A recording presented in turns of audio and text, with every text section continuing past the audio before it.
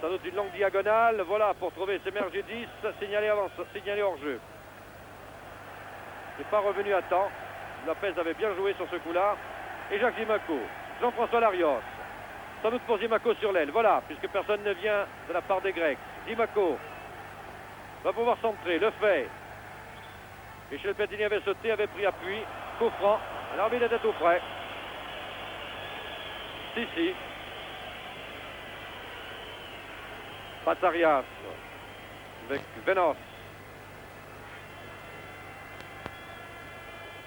Allez, Patarias sûrement loin devant. Qui peut-il trouver? Il avait trouvé Vengis. Parizon remet ce ballon à Zimaco. Dégagement Sifopoulos. Zendros avec qui Parizon a quand même beaucoup de mal parce que c'est un très bon dribbleur aussi. Ce Zendros, c'est bien que Vengis, c'est faute du Vengis que j'étais en train de citer, faute sur Zimaco. Voilà. Sans gravité. Lopez.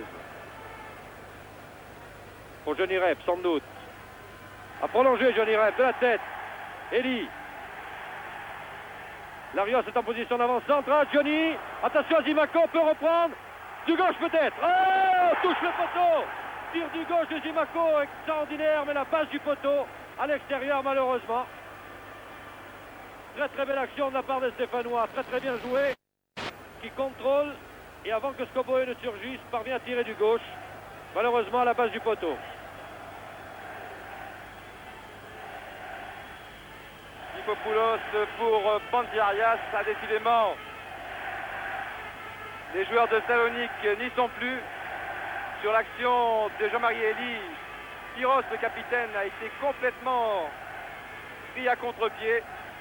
Il nous avait habitués à mieux en première mi-temps. Alors qu'on commet maintenant certaines maladresses aussi côté stéphanois. Mais on se rattrape très vite avec Jean-Marie Elie, le numéro 7. Johnny Rep, un 1-2 avec Elie. Elie, mais il faudrait que Rep aille aider le milieu de terrain stéphanois, car Elie était tout seul devant deux jaunes. Ah, Parizon! Tir de Parizon, bon arrêt de Pandiarias. Très bien joué de la part de l'arrière-gauche stéphanois. Un bon tir que nous revoyons du reste au ralenti. Un tir assez puissant à ras de terre, mais insuffisamment bien placé pour tromper le gardien de Salonique. Janvion réussit à glisser ce ballon à Lopez pour Kurkovic. Voilà, Kurkovic qui va élargir le jeu maintenant sans doute. Non, il préfère dégager au pied à destination de Jean-François Larios. Très bon contrôle de Larios pour Rep. C'est très bien joué, mais là encore, la défense de Salonique avait remarquablement joué le hors-jeu. Et ce but est bien entendu refusé. Alors là, Johnny Rep a tendance à se méfier parce que Johnny Rep a déjà un carton jaune en Coupe d'Europe et ce genre d'action souvent est sanctionné. Quand on ne suit pas les directives de l'arbitre qui siffle et qu'on tire quand même au but, l'arbitre peut donner un avertissement. Il ne faudrait pas que Johnny Rep prenne un avertissement parce qu'il sera absent au match retour à coup sûr. Faute de Janvion sur Vengis. Il faut que Janvion fasse attention aussi car précisément, tout comme Johnny Rep, il a écopé d'un carton jaune récemment en Coupe d'Europe. Vengis reste à terre et on fait appel aux soigneurs. Cela semble plus sérieux. On ne peut pas dire que le match soit heurté, il est vrai, il y a beaucoup de souffrance. Mais jamais de faute préméditée. D'ailleurs, personne ne rouspète dans le clan grec. Janvion s'en explique avec Scoboe, il dit que c'est un coup du sort. Bon, lui-même a été touché au tibia. Cela arrive. Et l'arbitre que ce soit très grave pour Vengis. Voilà. Nous revoyons l'action. Bien sûr, c'est spectaculaire. La chute est spectaculaire, mais il n'est pas dit que la faute incombe de taper à Janvion. Non, c'était dans le fait de l'action alors que Laurent Rousset, le numéro 12, vous ne le voyez pas en ce moment sur votre écran, le voilà, il remplace Johnny Rep. Rousset, c'est ce stagiaire qui a réussi 5 buts en 210 minutes, qui revient après 9 mois d'absence. Chaque fois qu'il est rentré, il a marqué en championnat contre Angers à une reprise, 2 fois contre Nice Et puis contre le PSV Eindhoven sur ce même terrain, il était rentré à un quart d'heure de la fin et avait trompé Van Beveren. Rousset, donc numéro 12, remplace Johnny Rep, numéro 11. Voilà, Rousset qui détient presque le record actuellement en début si l'on compte le temps qu'il a joué. Il a joué 200 et quelques minutes et il a marqué 5 buts. Autant en championnat qu'en Coupe d'Europe. C'est-à-dire, il a joué 4 fois, il a marqué 5 fois. C'est un peu le joker de luxe maintenant de Robert Herbin. Comme Fairclough était celui de Liverpool. Ce rouquin qui assassina Saint-Etienne. D'ailleurs que le brouillard redescend, en particulier sur le bruit grec.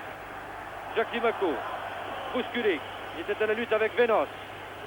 Obtient un corner, mais le brouillard redescend du côté du but de droite, c'est-à-dire celui tenu par Pazarias.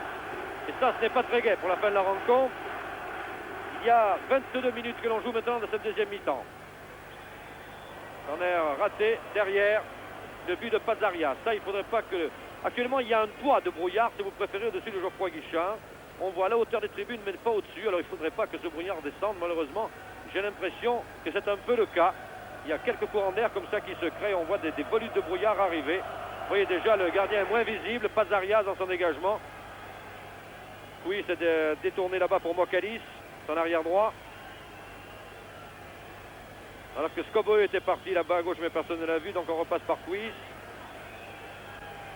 Qui repasse lui par Tsifopoulos. Tsifopoulos cherche là-bas Vengis à la lutte avec Janvion. Un sacré client d'ailleurs, Vengis.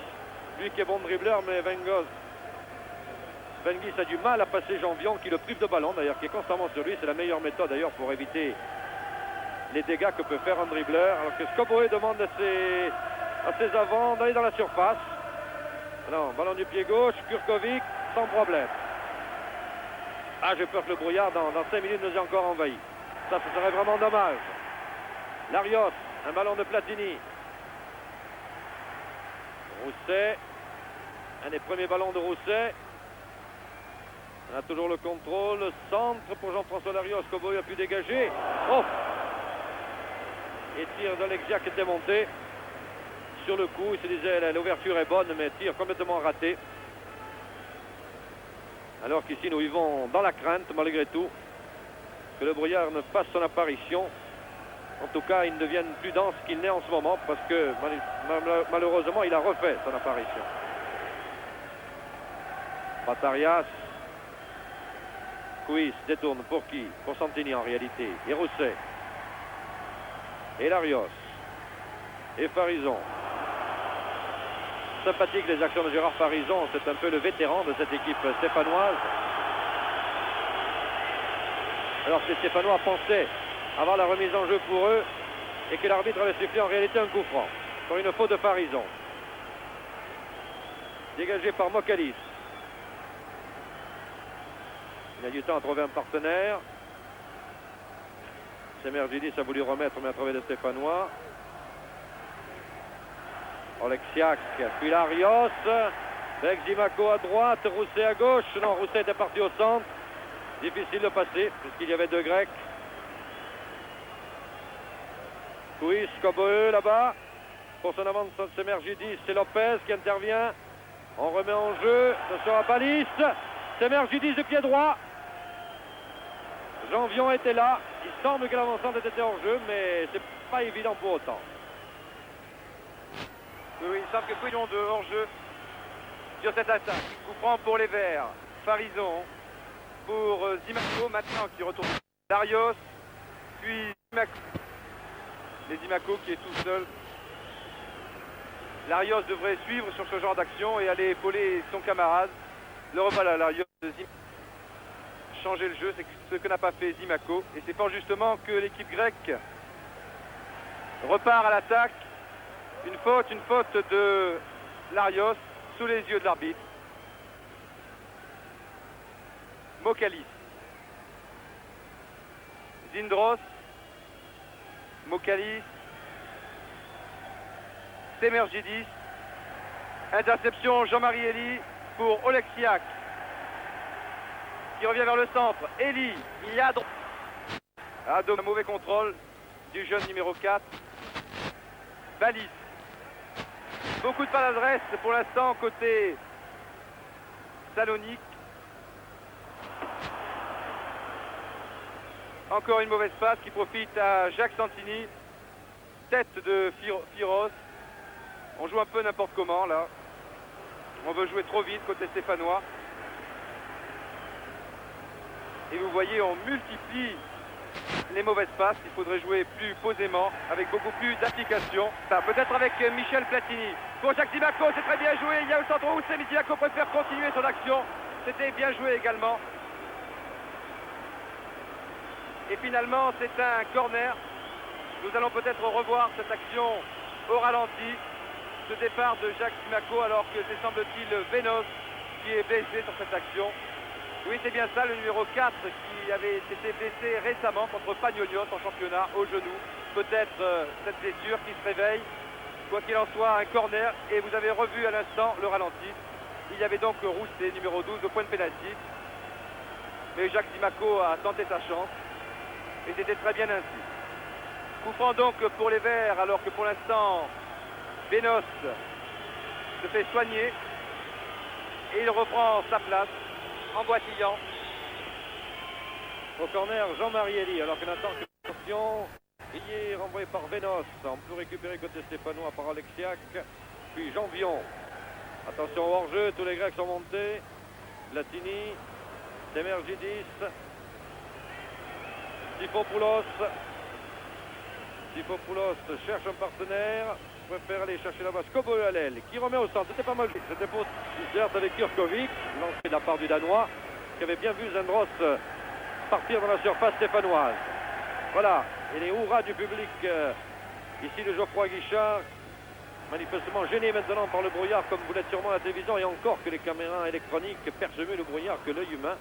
Ici, ça devient difficile maintenant à nouveau. Jacques Santini. Vénos très loin. Zendros battu de la tête par Lopez. Jean-François Larios. Loin devant, manifestement pour le gardien. Acrobatique, Pazarias, même sur les balles faciles.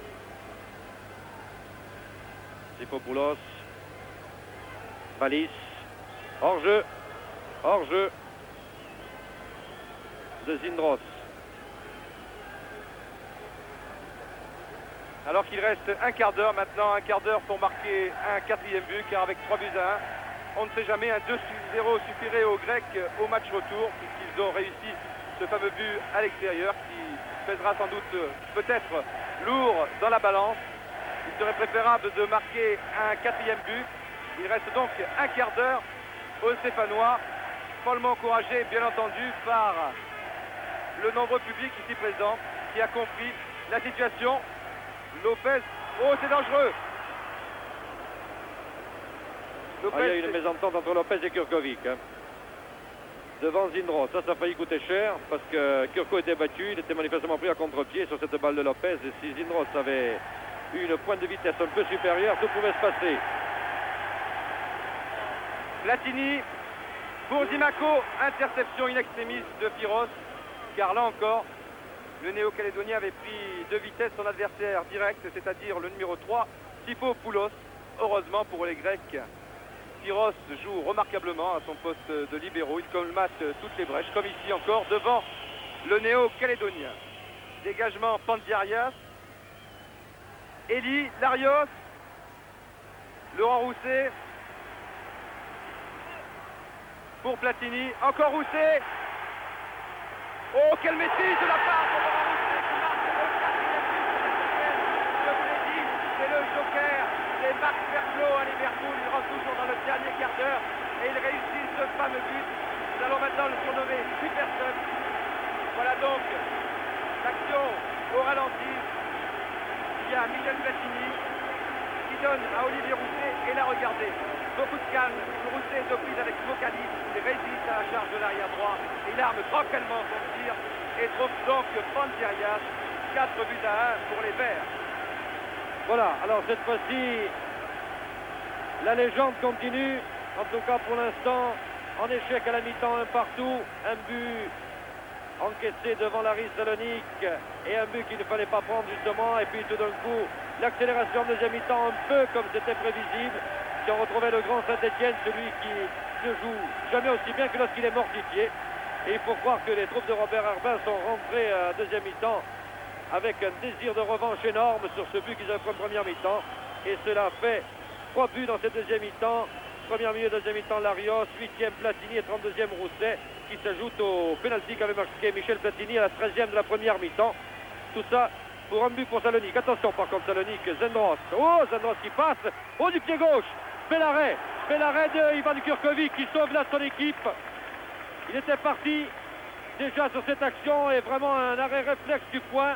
Regardez. Et il était bon ce Zendros. Il était bien parti, on le sentait sur son pied gauche. Tir instantané. Et Ivan Kurkovic vraiment dans un dernier réflexe repousse le ballon, bien joué pour Saint-Etienne, parce que n'oublions pas que 4-2, cela aussi aurait été difficile au match retour. 2 buts pour les Grecs, c'est un avantage énorme après sur le terrain de Salonique. Donc toujours le score de 4-1 en faveur de Saint-Etienne et il reste 11 minutes à jouer. 11 minutes au chronomètre. Le monde se dit ici pourquoi pas un nouveau but. Tout est possible. Alors que Kuis là-bas ne voit pas Semergidis qui lui demande le ballon. Donc va changer d'aile. C'est ce qu'il fait. Cherche Zendros, celui qui vient de tirer à bout portant sur Ivan Kurkovic. Et corner pour les Grecs. Alors qu'il y a un nouveau changement.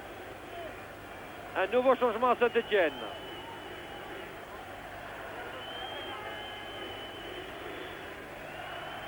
Attention au corner. Nous verrons tout à l'heure le changement.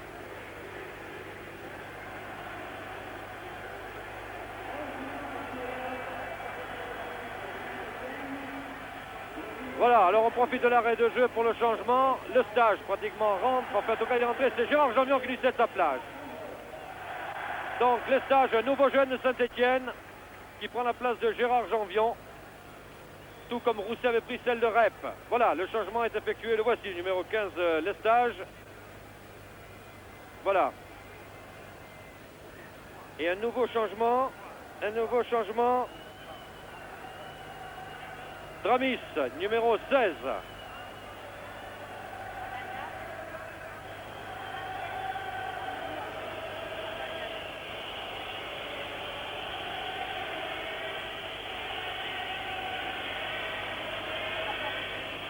Alors c'est le numéro 16, Amaniades, puisque le numéro 16 des Grecs est échangé, qui rentre à la place de Vengis. Vengis est sorti. Amaniadis. Voilà. Donc maintenant 2 changements, un dans chaque équipe. Et une tête de Kuis. Ballon dégagé par le Stéphanois. Laurent Rousset là-bas en pleine course qui s'effondre. Capitaine grec récupère calmement. Le ballon devrait être sorti. Voilà, il était sorti en réalité, ce qui permet à Mokalis de repartir.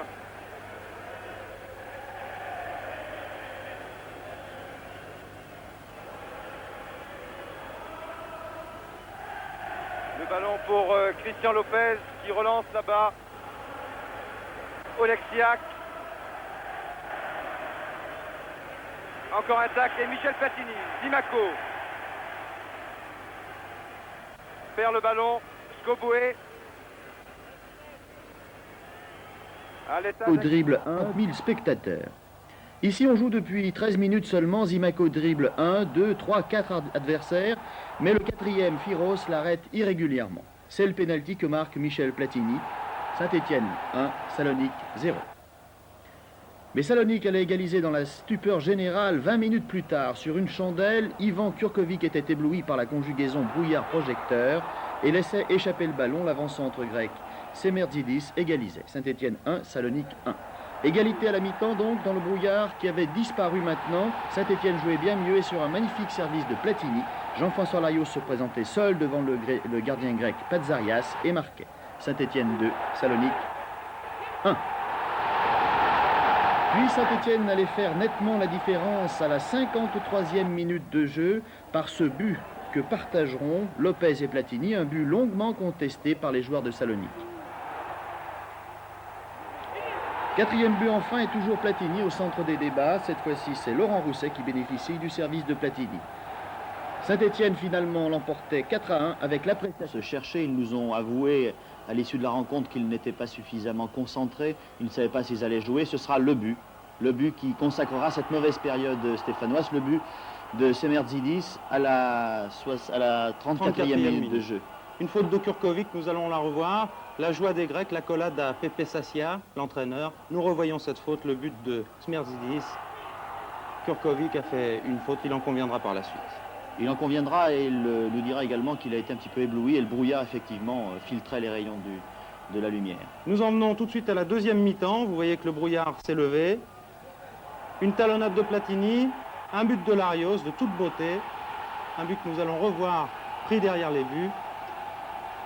Évidemment, les Stéphanois sont libérés car on se faisait quelques soucis à la mi-temps sur l'issue de la rencontre. Un partout, ça n'était pas très bon pour Saint-Étienne. Le but de Larios, très réaliste. Libéré, mais ça n'était pas encore suffisant. 2-1, 40.